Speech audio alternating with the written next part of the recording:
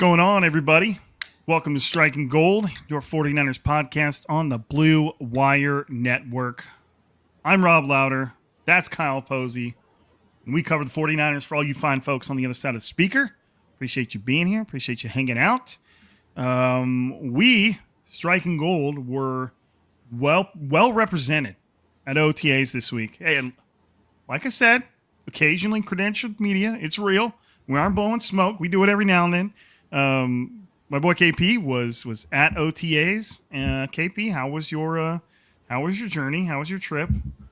First time seeing the 49ers in person since the great Brandon Allen was under center. So, man, what a letdown. what a downgrade.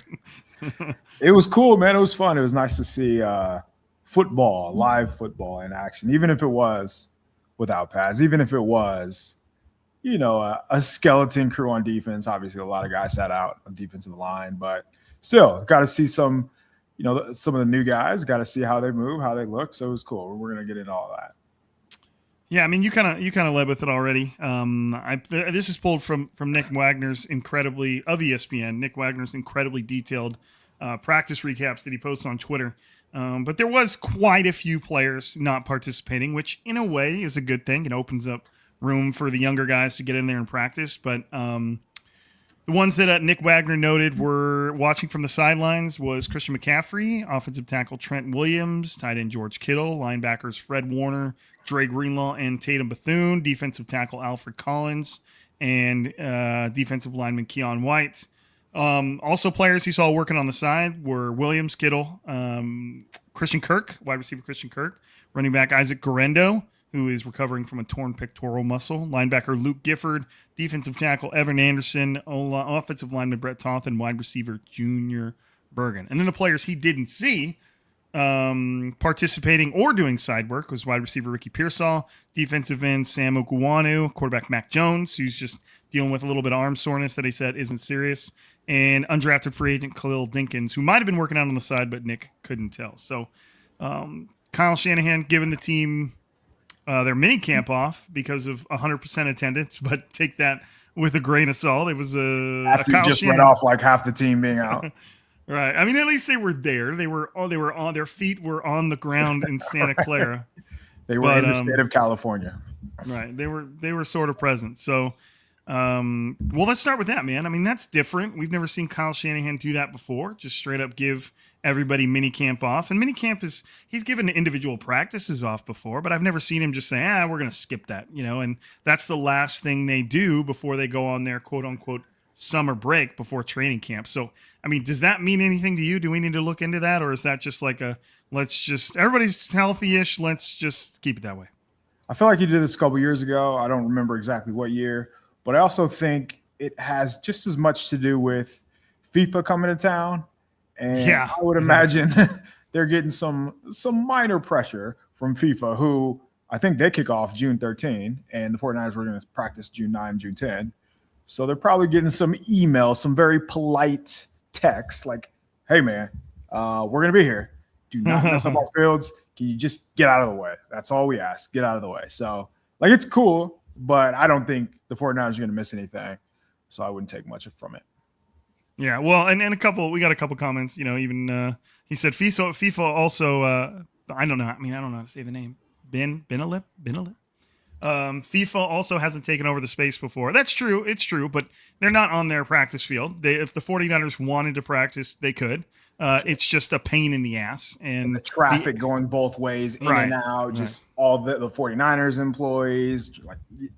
It could be a lot. Yeah, I even heard Tim Kawakami say that as he was leaving, he got interrogated because they're like, hey, where are you coming from? What are you doing here? What? And he's like, I was doing 49ers stuff. And they're like, well, give us your 49ers pass. And it's like, he was like, whoa, okay. And so, obviously another show is being ran there as well. So we might not need to look into it. It might not have anything to do with, it might have everything to do with FIFA. It might have nothing to do with FIFA. It might have to do with Kyle Shanahan knowing that the 49ers are going to have a pretty tumultuous offseason. They've got to travel to Australia at some point. They've got joint practices scheduled in the preseason. So there's going to be a lot of traveling, a lot of moving parts, and maybe Kyle Shanahan just wants to give everybody a little bit of a break before that.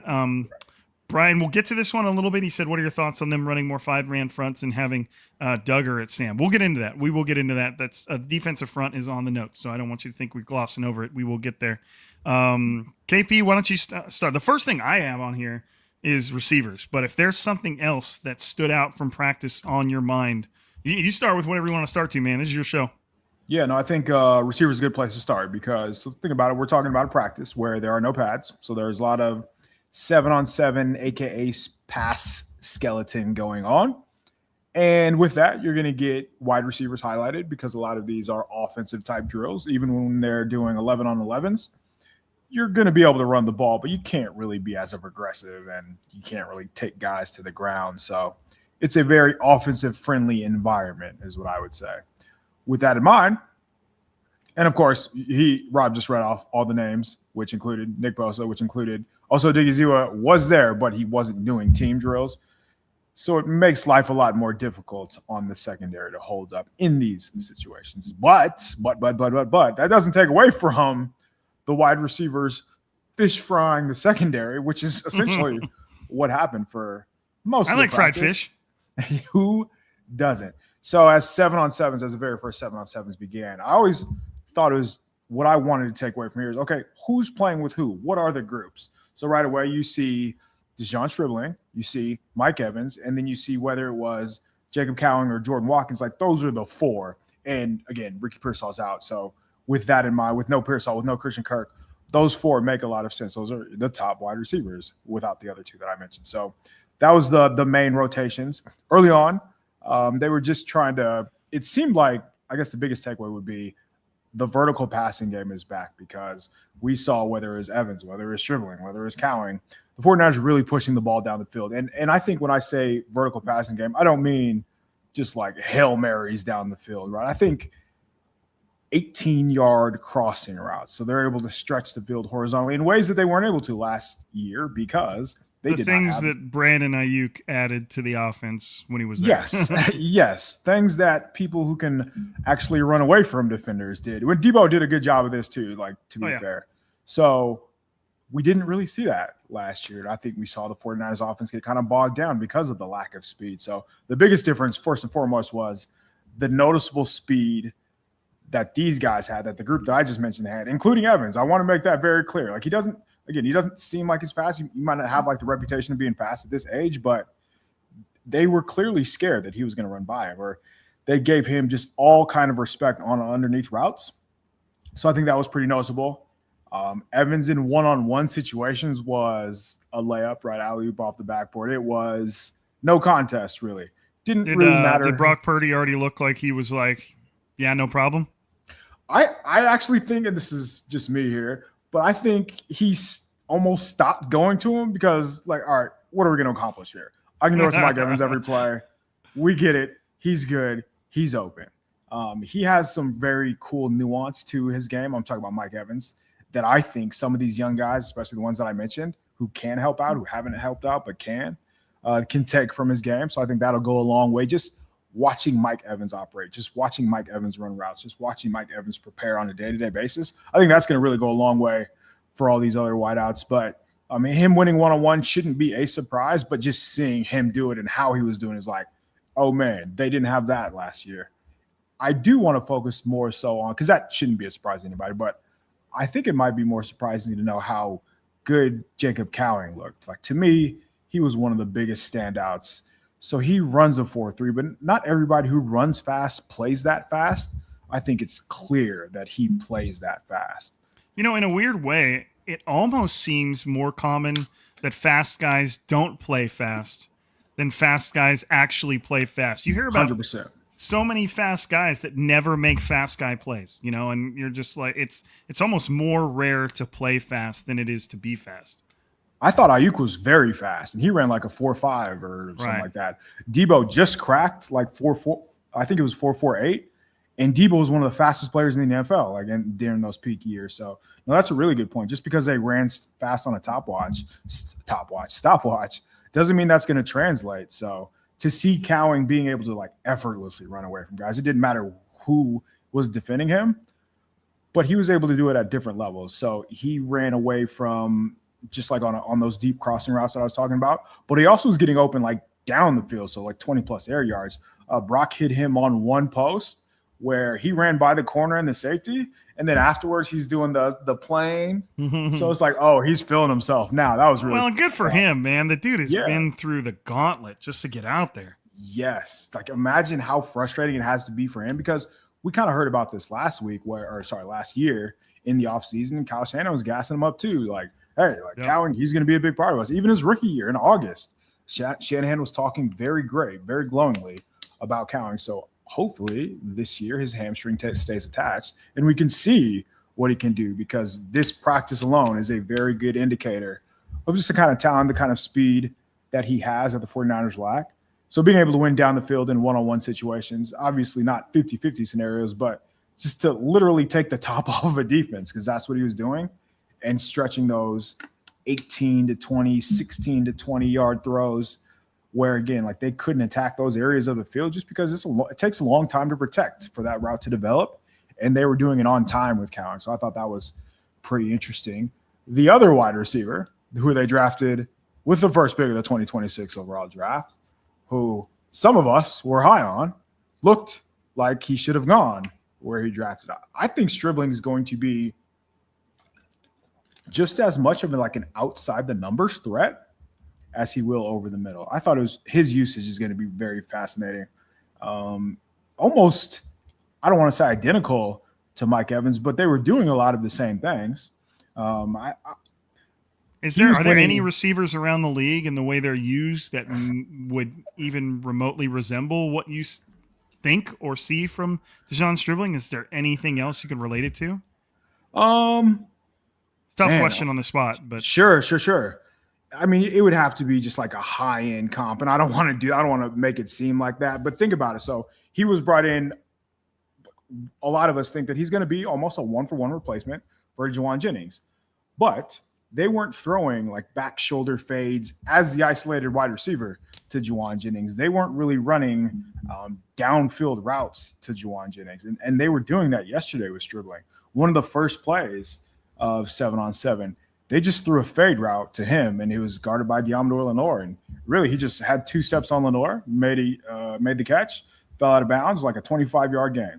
And that was on the first down. So I think having an option, and that Ole Miss actually did that quite a bit with Stribling, where in a 2-minute drill, in 2-minute situations where they're just trying to steal first downs, try to steal yards, get to midfield early, they would just throw it down the field to him. And it worked. And sure enough, in this one setting, on this one play, it worked. So I thought that was pretty interesting. And then it was almost a carbon copy of the play that Cowing ran.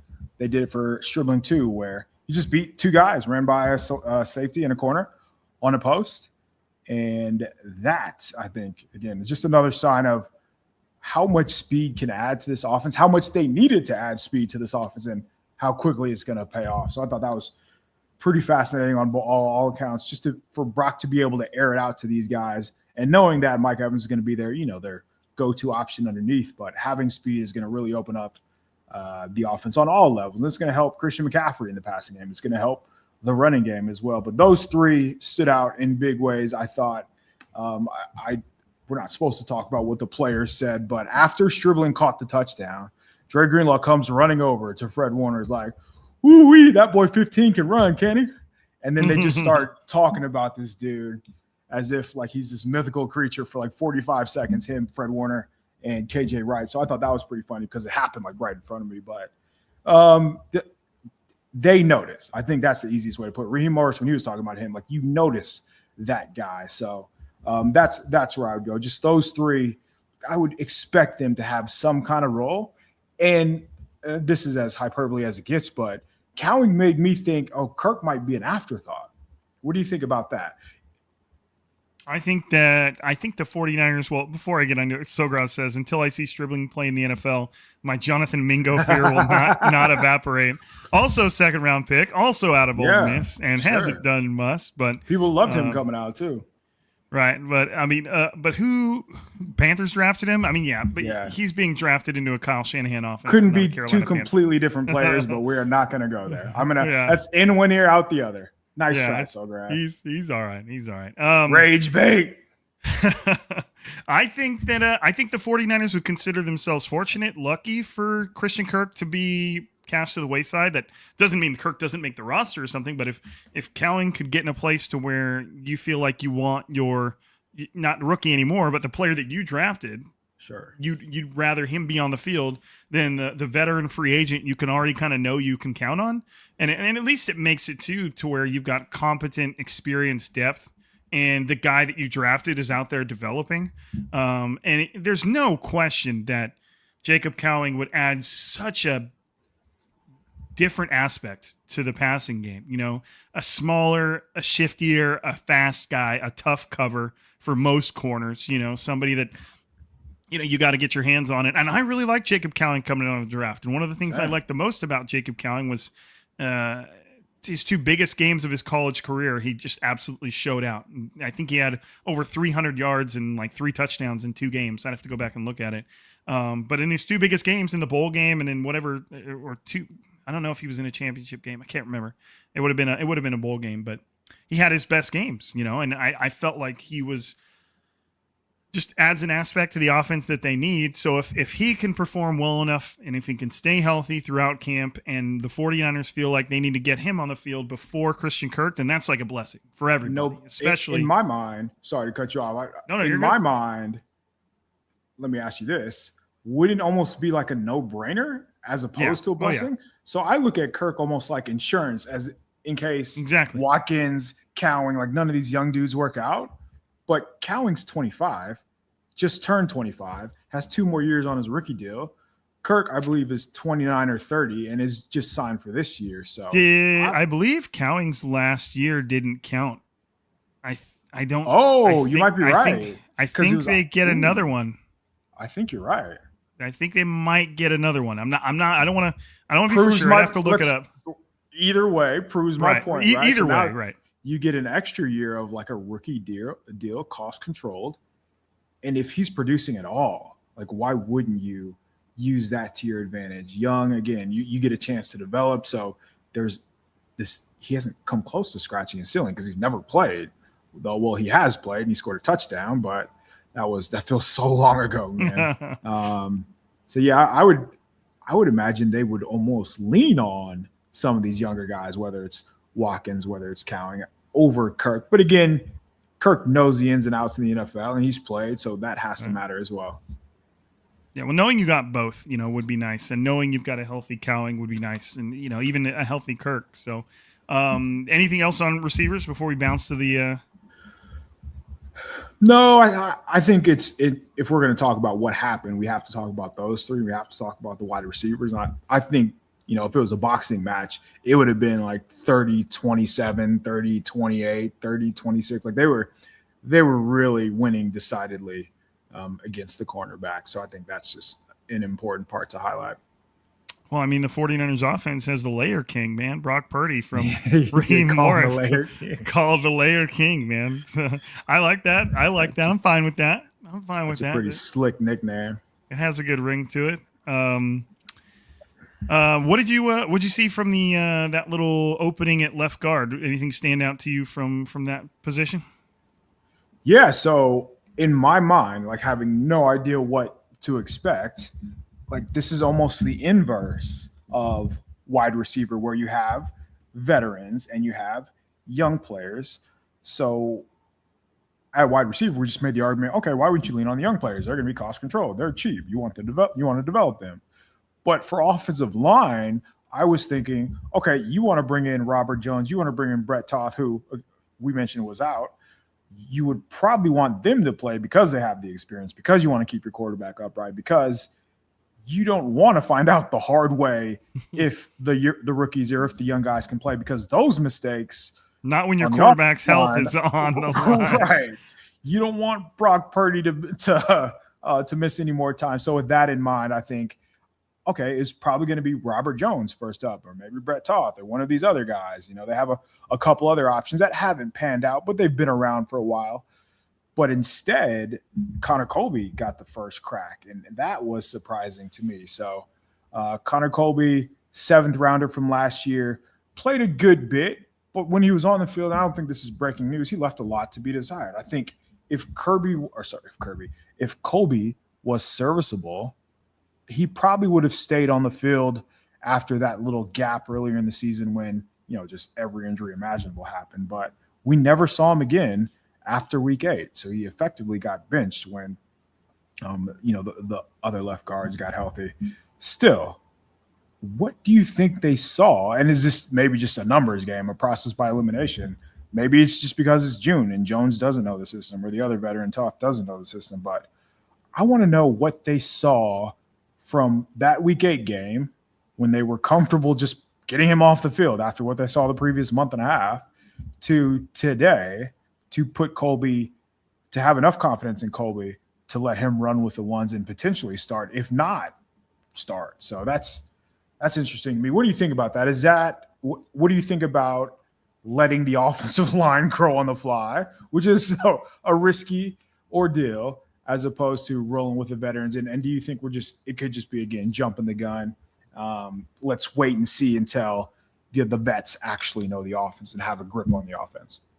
Did you know if Robert Jones was there in practicing? He was. Okay. He went in after Colby, which is why I brought it up. Okay. I mean, I don't know, man.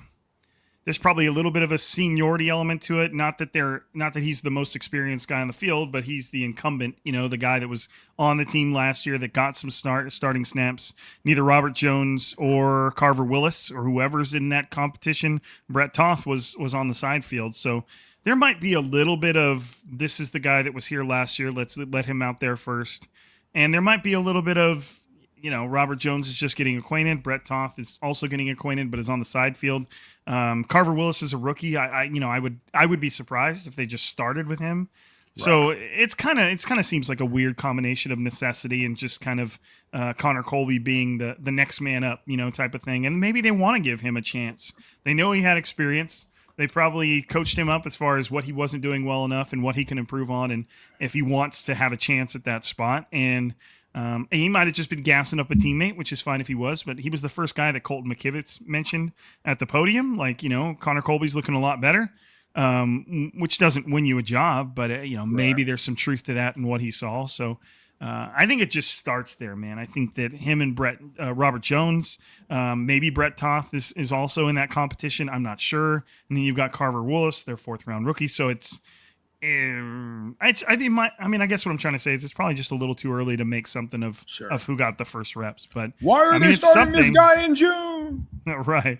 It's something. It just might not be a whole lot of something. For sure. What about the guys behind the offensive line, the running backs? Probably a lot of Jordan James and Kalen Black, right? So what would be the point of Christian McCaffrey doing anything before week 1? At this point, there's not much. I think that would be met with like a whole lot of pushback. Like, I would agree. Probably from Christian too. He out there? I would imagine. So we don't see him in the preseason. Like, he's going to get his run at training camp. He's going to get some reps. But man, I would imagine you want to get as much film, data, just eyes on Jordan James and Kalen Black. And we did. And there's going to be some Patrick Taylor mixed in there who, like, when they first started, 32 was out there like, who the hell is 30? Oh, which is Patrick Taylor. But for the most part, it was Jordan James and Kalen Black. And it was a lot of Jordan James, particularly on running downs, on early downs. And then Kalen Black would be the 3rd down back. So I think that's going to be the setup, which is a good setup. It makes a lot of sense. You could see, again, OTAs, but you could see James just has good vision. He lets his eyes tell him where to go. He's not in a rush, but he's also not back there dancing around. I think Kyle Shanahan really appreciates that kind of runner. And not to say Kalen Black isn't, but it just seemed like there was a difference of where, like, just taking advantage of the holes that was there, taking advantage of the blocking that was there. So I thought James stood out in a good way, in a positive way. I'm really interested to see what he looks like when it's time to tackle, when pads are on during training camp. I think he can make a name for himself, and he can probably earn that RB2 role when it is time. I look at James more of a doubles guy, and I thought last year the backup was more of a swinging bunt kind of guy. So I think there's a pretty big difference in that sense. And then Black's going to be the change of pace guy where he's fast and he can, maybe if Jordan James is the guy who's breaking off, 4, 5, 6, 7, Black comes in and maybe he gets you 12, but he's going to make a difference in the passing game. But I think James is going to be RB2. I think that's one of my big takeaways from one singular OTA practice. Well, and there's a same thing we were talking about with the offensive line is a little bit of seniority there, and Jordan James had an entire season with the team and really got to do essentially nothing, and some of that had to do with injury. Some of it had to do with Kyle Shanahan just saying, hey, he wasn't the third best running back, and it was the same thing when he was asked about Isaac Orendo. He's like, he wasn't one of the 3 best running backs. So I think Black's 40 time is a 4.4 or something. I thought he was relatively quick. Where have I seen that? Because Lowbridge put in here. Oh yeah, he was 4.45. Yeah. Do we know what Black's 40 time was? Heard he had a burst that people hadn't seen hitting the line. Yeah. I know he it's ran that with the BJ's pro and pads. Yeah, I thought he was a 4.4 guy. Calapinto too. Forster said Jones is the best run blocker. It's OTAs. We know. But we still got to talk about it, man. It was like, what was on the last video? We were joking about. Somebody was just laughing about. Yeah, what was the comment? And he actually was a good sport about it. I don't want to call him out by name, but somebody said we were being soft because we were talking so soft. Jeez. About talking about Myles Garrett with the respect he deserved. And I was like, okay, during the next pod we're going to be really hard. And he wrote back like yes or thanks. So he was a good sport about it. But it's like, hey man, we still got to get on here and have a discussion and talk about it. And I know it's OTAs, and they're really, to Calachipto's point, it is OTAs, and there's very little you can glean from non-padded practices, especially when they're sparse like this. They're not getting consecutive practices one after another. But hey, man, we're here to talk about 49ers, and this is what we have. It's the offseason, man. We will take what we can get. Maybe it's as simple as going back to that. You can't take away much from the offensive line, which, of course – maybe it's as simple as, hey, Robert, we are not going to just hand you over the job. You have to earn it. You have to show us. So beat out this 7th rounder. And if you can't, well, we messed up. Right. That's on us. That is on us. That's what I was going to say. So did you get to see Kalen Black catch any passes? I did. He jumped and he caught one spinning. It was behind his head. It was a nice little grab. I would imagine it was a lot of swing passes, right? Some underneath stuff. So nothing too crazy, no wheels up the sideline, no downfield routes, but you got to see him catch the ball and catch the ball away from his body and then accelerate.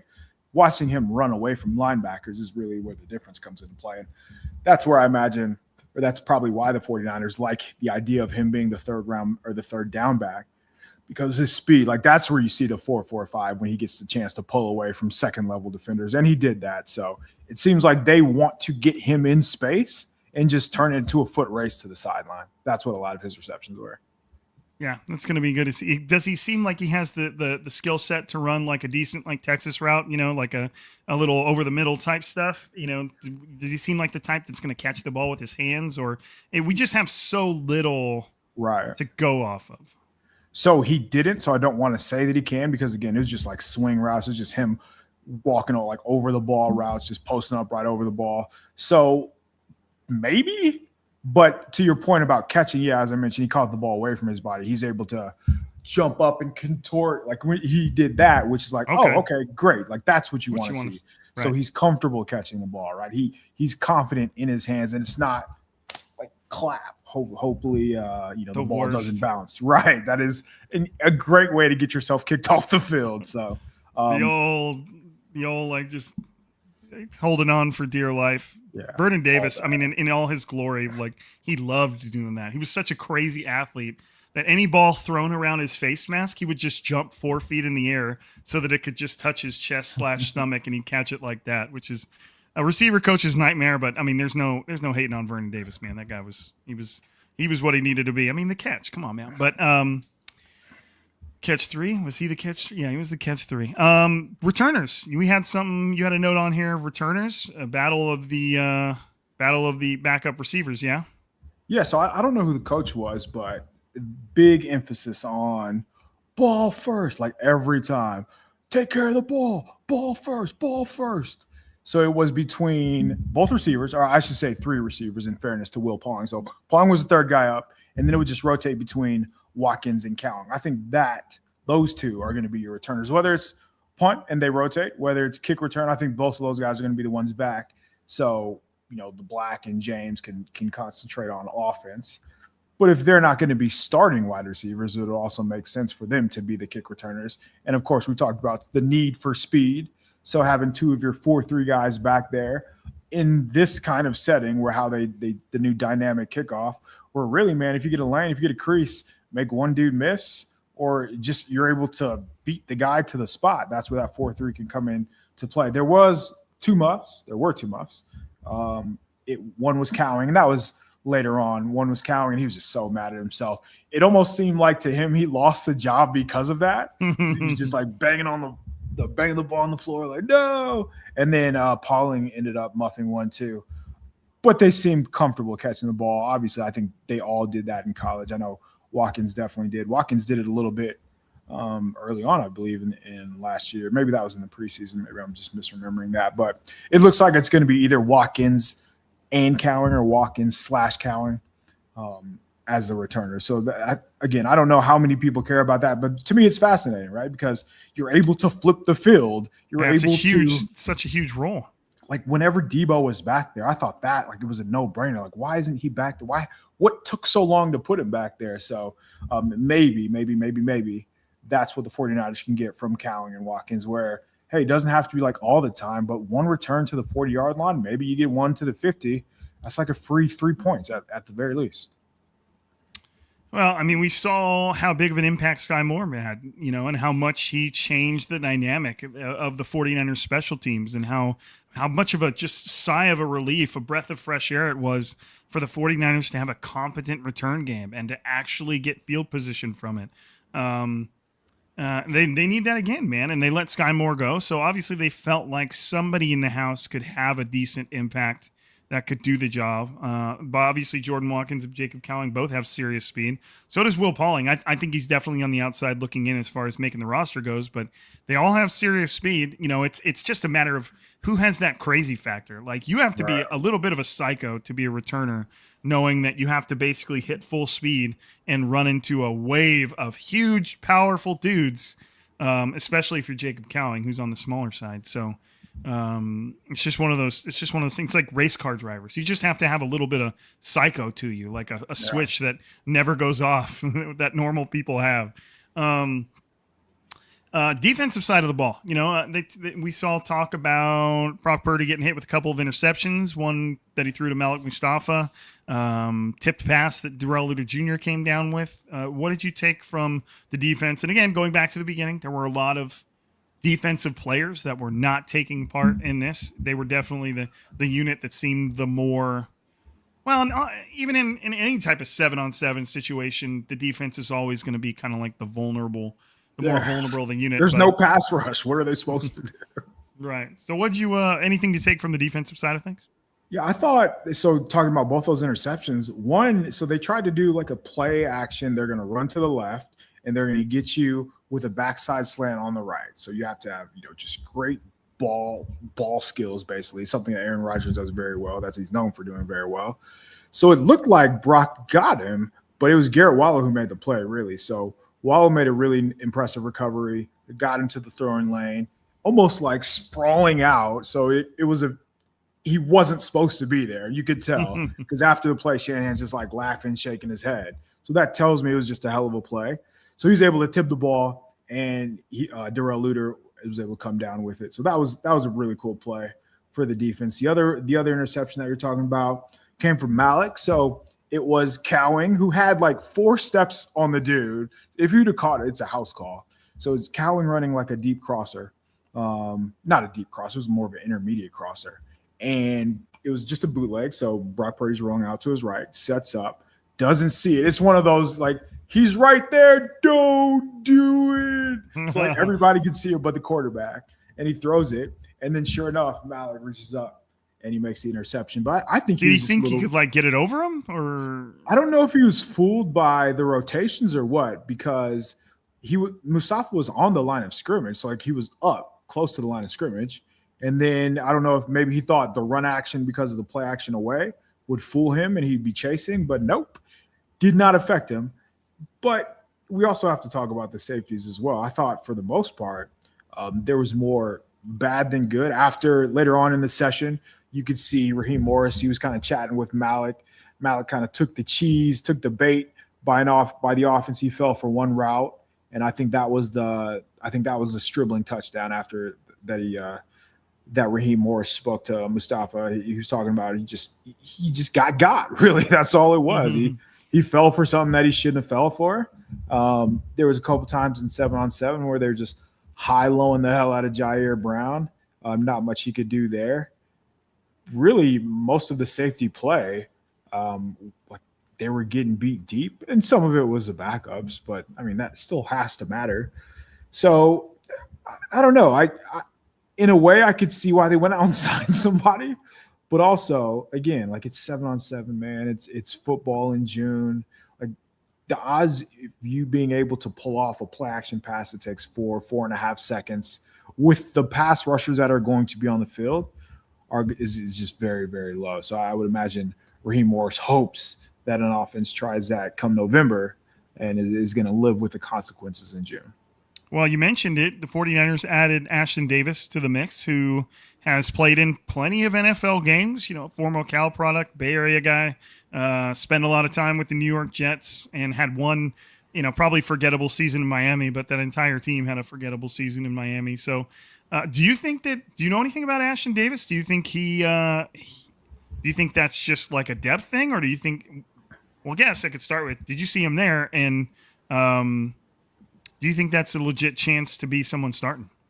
I watched his targets last year, and I think he is a prime example of somebody who ran fast but doesn't play fast.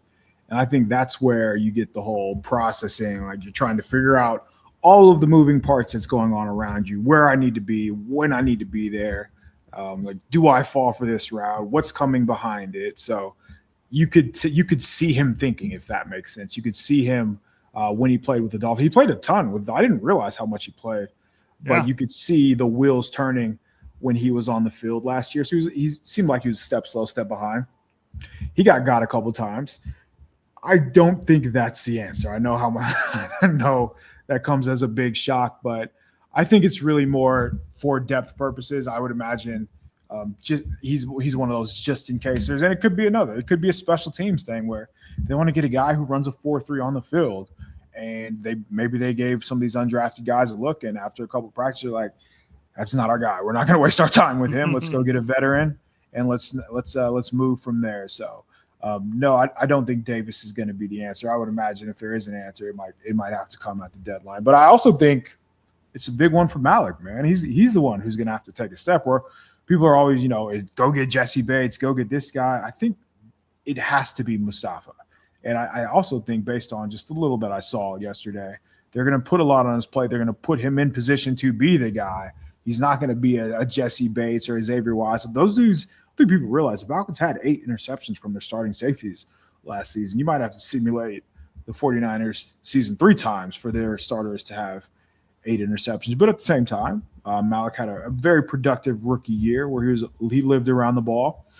And I think with him playing with the pass rush that the 49ers have, he's going to have opportunities to make plays. It's just going to be a matter of whether he makes them or not. Yeah, safety's an interesting position, man. And I'm looking at him right now, seeing if I could come up with a name I was looking for. But Sogras said here, he said, is safety the position where athleticism is the most overrated? Give me the guy with football IQ and who sees the field well all day. And I agree. I think the 49ers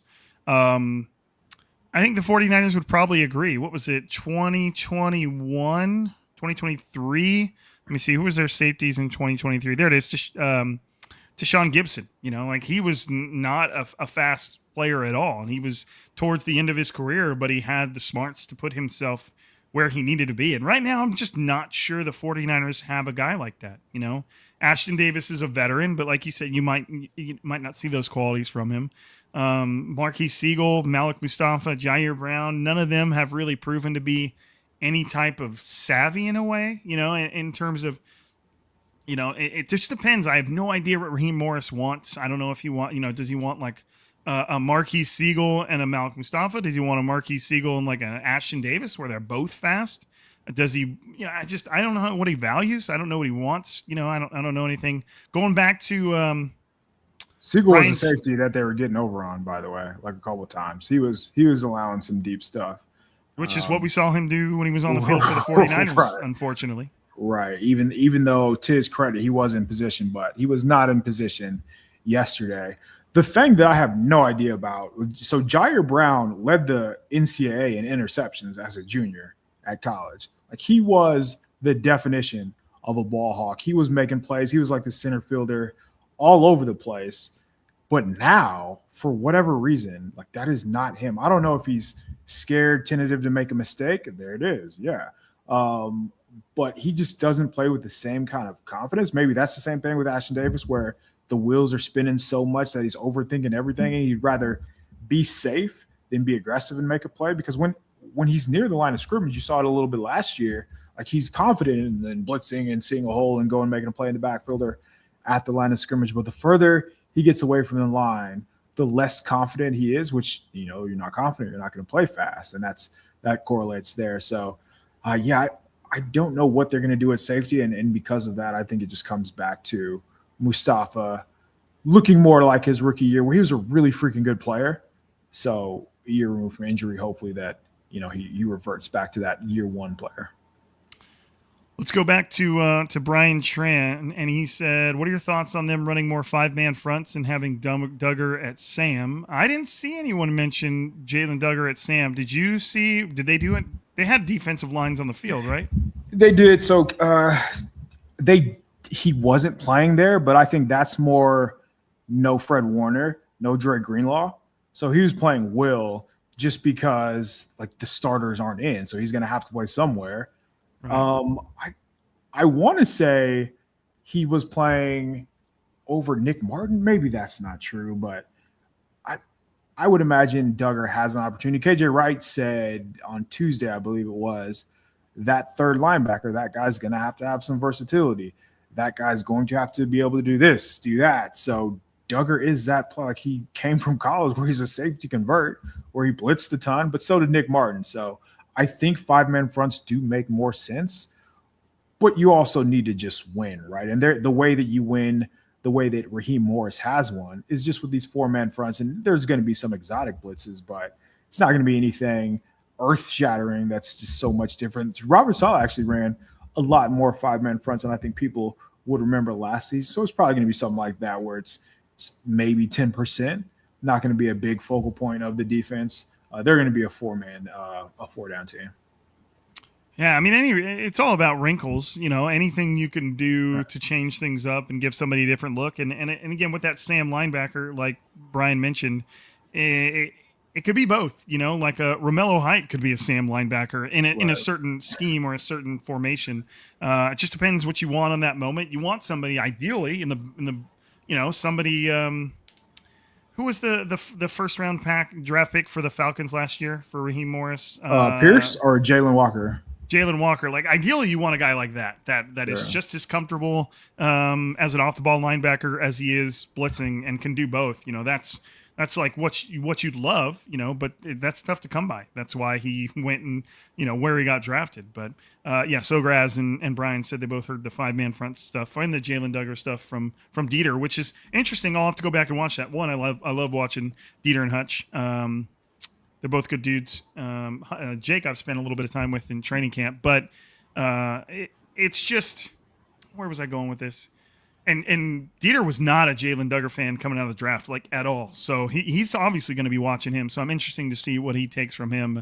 I noticed him a little bit, actually. So how would you not notice him? The dude is huge. He's a big fella. I noticed him trying to watch Colby and Enrique Cruz. So no Trent Williams, meant Enrique Cruz was the first man up at left tackle. And what I saw was Duggar beating, whether it was Colby, whether it was Cruz, to the spots on the 3 plays that it happened on just different types of runs to the left. So that stood out in a positive way. If he can prove that he can play the run, then the job is his, basically, right? So if he's that athletic and can play the run, and just has like a good feel, has the type of instincts, understands what the offense is trying to do, that's going to go a long way for a rookie. So we'll see. It's a long way to go, but like back to the question, I would imagine he is going to be the answer. Well, and KJ Wright had that quote talking about how much what did he say? He only had to watch like 15 snaps of Jaden Duggar before he was like, that's my guy. And you're like, yeah, we know that's how the 49ers love to draft their players.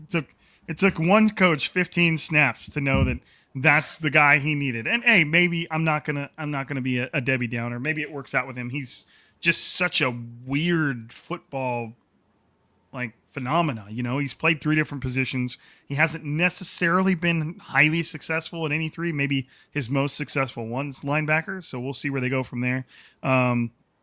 What's the primary difference between a Sam and a Jack linebacker? Do you know that one there, KP?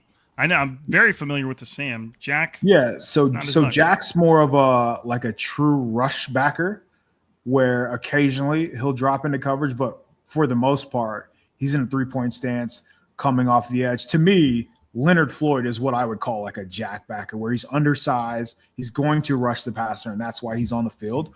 Whereas Sam is more Luke, he's blanking my name, Gifford. Like Sam is a Luke Gifford, where he's going to be on the line of scrimmage, but that's more to press tight ends, to set the edge. He's going to drop in coverage, and ideally, like he could drop into that 10 to 12 window in the curl flat area, but you don't really want your jack linebacker. Your jack is the guy who's going to line up on, I believe it's the weak side, and he's going to be more of a pass rusher, where Sam's on the strong side taking on a run. So one's more of a pass defender, one's more of a true rundown guy.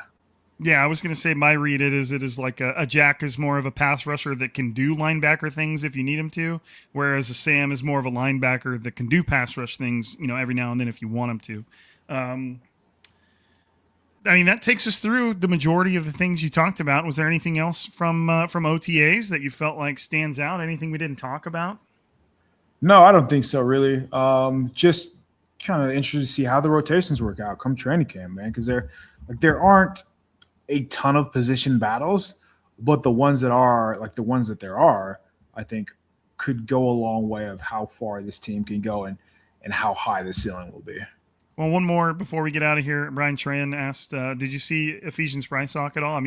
I didn't. No reason to even lie about that. I did not see him. I believe, I think I wrote his number down, but that's about it. So the only rookies that really stood out that I've tried to went out of my way to watch was Cruz, which again can't really see much from a left tackle, and then Stribling, of course. But other than that, it was like the D lineman. We didn't mention speaking of rookies, Grayson Halton.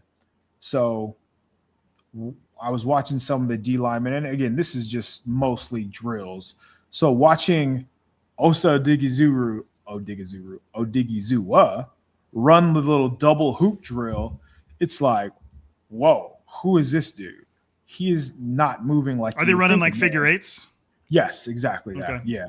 And he was just if I had a stopwatch, I would imagine his time was beating everybody. Maybe not Romello Height, but everybody else, and convincingly so. And then you see Halton, and I was talking to another one of the media guys there, and we both noticed that he might be a little heavy. Maybe he spent the summer eating, and where he should have been, he should have been working a little hard. Who knows if it's just he hasn't been practicing, whatever happened over the last month, but it just looked like he was carrying bad weight. It looked like he wasn't in the greatest shape, especially when he's standing next to like a James Thompson and an Osa Odigizua who look like they're in phenomenal shape. So I think that's when it notices. And the only reason I bring that up is because, and I know Alfred Collins had an injury, and that's really why he fell behind the 8-ball, but Collins didn't really start out strong because of that injury. And who knows, maybe that was because of bad weight. So I would imagine it's a very big couple of months for Grayson Halton to come back in tip-top shape, because they need him. They need another interior pass rusher, and that's why they drafted him. So if he starts slow, if he's behind the 8-ball, that is not good news for the 49ers D-line depth. Yeah, because he is going to be directly contrasted with Osa Odigizua. Yes. When Osa Odigizua does his rep, when they do offensive versus defensive line, like one-on-ones. They have an offensive line there. They have a defensive line lined up against them, and then they work their way down the line. And after Osa Odigizua goes, I guarantee you the next person that steps up in his spot is going to be Grayson Halton. And whether it's fair or not, everything he does is going to be compared to Odigizua because they're both that disruptive interior pass rusher type. And, maybe giving him some hope, maybe the 49ers asked him to put on a little bit of weight, but at the same time, he's about to be introduced to an NFL strength and conditioning program. So you would think that whatever he kind of carried in, probably leaves pretty quick. You don't, that's just not something you want to have to deal with a professional athlete. So yeah, that's interesting, man. KP, I'm glad you made the trip. And the next, as weird as it is to say, the next thing that we have is training camp. The 49ers aren't doing mini camp. So it is June 4th, and training camp starts like July 25th or 26th, somewhere in there. Maybe they report on the 25th. So we have a solid month and 3 weeks before there is anything legitimate going on. I know KP is going to try and get down there for training camp. I'll try and get down there for training camp as much as they will let me. Every time I just request, hey, I want to go to the whole thing. And then they're always like, well, that's just kind of how things have gotten. I used to go to the entire thing all the time, but things have just changed. They've tightening the screws a little bit, you could say. So hopefully we both get down there. As much as I would like to hang out with you on the sidelines, it would almost be better if we could split it up. That way we have just more information to give everybody. But we'll see how it goes down, man. That's just know that we will be trying to make it happen. But all right, did we do it? I think we did it right. We are good. KP, good job. Way to be down there on reporting live from Santa Clara. Okay. Appreciate everybody, man. 20-something people in here hanging out. Most of the pod. Appreciate that. The YouTube channel slowly growing. If you haven't liked the video yet, do that, please. Appreciate it. If you haven't subscribed yet, do that. I'd appreciate it. If you're listening on Apple Podcasts, not iTunes, because who the hell would say that? And Spotify, leave us a 5-star review if you want. Subscribe to the YouTube channel. Hang out. Be a part of the discussion. As always, I appreciate everybody in the chat. This has been fun. For so long, I just was like, no, YouTube, don't want to put my face on camera, don't care, don't want to do it. And then I finally was like, all right, fine. And I think the biggest reason I did it is because everybody gets to jump in the conversation. It's like little tiny bits of takeaway time as we go. Yeah. But man, takeaway time is going to be unreal during the season. That is going to be like some type of weird party. I might have to take a shot or something right before it starts every time. So, but all right, I'm rambling. I'm definitely rambling. So I appreciate you guys. Thank you for hanging out. Thank you for taking part. Thank you to KP for going to practice and giving us the notes. But you already know what it is. For another episode, I'm Rob. That's KP. This is Striking Gold, and we are signing out.